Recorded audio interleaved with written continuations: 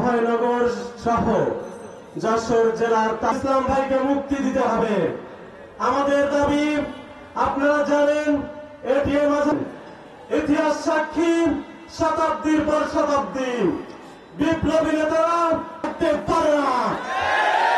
উপস্থিতি ট্রাইব্যুনাল গঠন করে আমাদের এই জননেতা এটি এখনো তাকে মুক্তি দেওয়া হয়নি।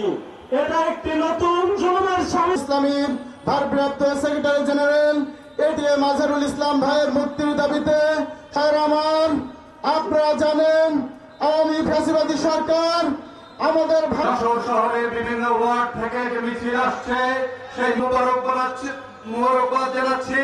কিছুক্ষণ পরে আমাদের সমাবেশ উত্তর বক্তব্য রাখছেন বাংলাদেশ জামাত ইসলামী যশোর জেলার আব্দুল আজিজ এ পর্যায়ে বক্তব্য রাখছেন। জনাব এটিএম আজহারুল ইসলাম সাহেবের মুক্তির দাবিতে আজকের কেন্দ্রীয় এই সমাবেশের সম্মানীয় সভাপতি উপস্থিত বিস্মিতভাবে আমরা লক্ষ্য করছি যে 24-এর গণ আন্দোলনের যে আজহারুল ইসলাম ভাইকে তিনি সরকার মুক্তি দেবেন, কিন্তু আমরা দেখছি তাহলে ফ্যাসিস্টের কি অবস্থা হয় নতুন করে বলার অপেক্ষা রাখে না। আমার নেতা এটিএম আজহারুল ভাইয়ের মুক্তি চাই, মুক্তি চাই, মুক্তি চাই।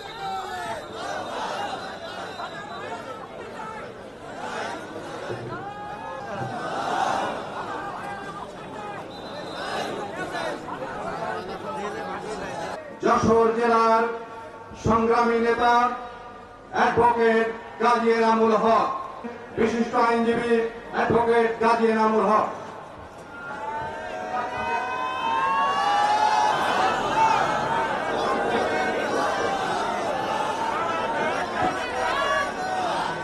আসসালামু আলাইকুম।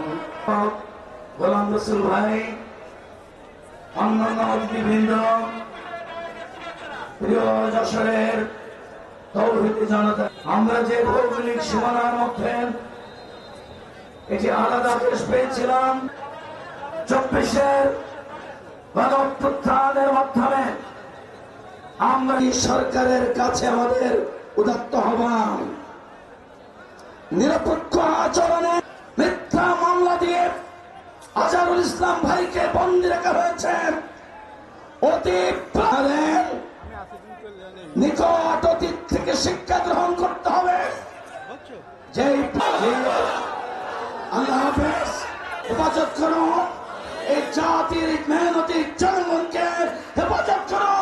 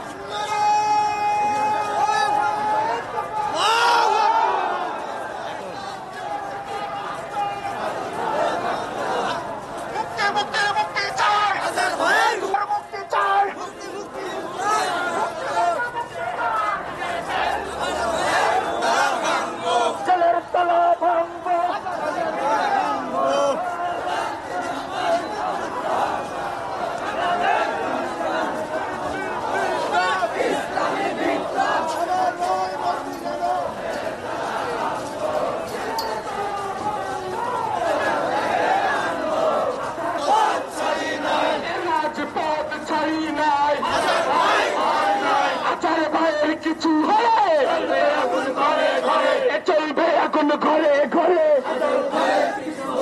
জামাত ইসলামের নিবন্ধন ফিরিয়ে দাও দিতে হবে, ন্যায়ের প্রতীকে দাঁড়ি পালাও দিতে হবে।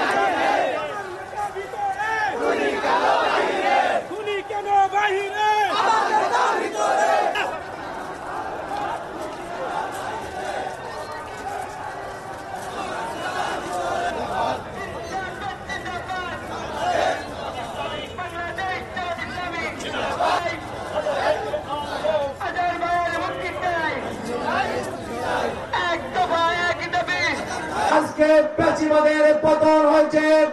বিভিন্ন রাজনৈতিক দলের নেতৃবৃন্দ যারা কারাগারে ছিল, ফাঁসির গুম ছিল, যাবজ্জীবন কারাদণ্ড ছিল, তাদেরকে মুক্তি দেওয়া হয়েছে। আমাদের আজহার ভাইকে কেন মুক্তি দেওয়া হয়নি আজকে প্রশ্ন রাখতে চাই।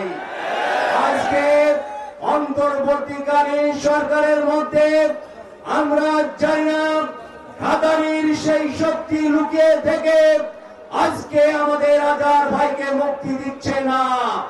আমরা তাদেরকে বলতে চাই, 24-এর গণবিপ্লবে ফ্যাসিবাদের যে পতন হয়েছে, এদেশের তরুণরা, ছাত্র জনতা রাজপথে নেমে এসেছিল, জীবন দিয়েছে।